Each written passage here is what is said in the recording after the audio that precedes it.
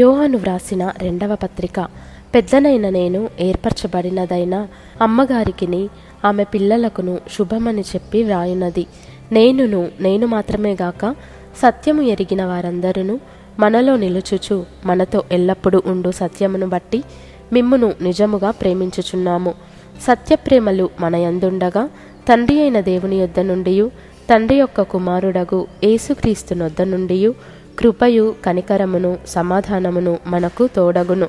తండ్రి వలన మనము ఆజ్ఞను పొందిన ప్రకారము నీ పిల్లలలో కొందరు సత్యమును అనుసరించి నడుచుచుండుట కనుగొని బహుగా సంతోషించుచున్నాను.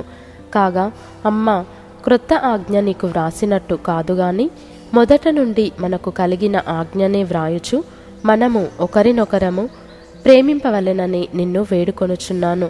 మనం ఆయన ఆజ్ఞల ప్రకారము నడుచుటయే ప్రేమ. మీరు మొదట నుండి వినిన ప్రకారము ప్రేమలో నడుచుకొనవలెను అనునదియే ఆ ఆజ్ఞ.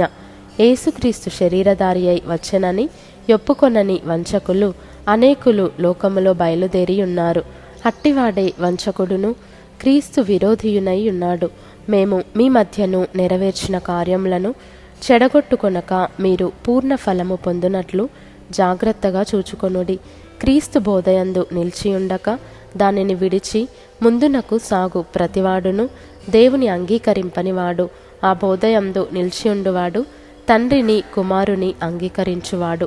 ఎవడైనను ఈ బోధను తేక మీ యొద్దకు వచ్చిన ఎడల వానిని మీ ఇంట చేర్చుకొనవద్దు. శుభమని వానితో చెప్పను వద్దు.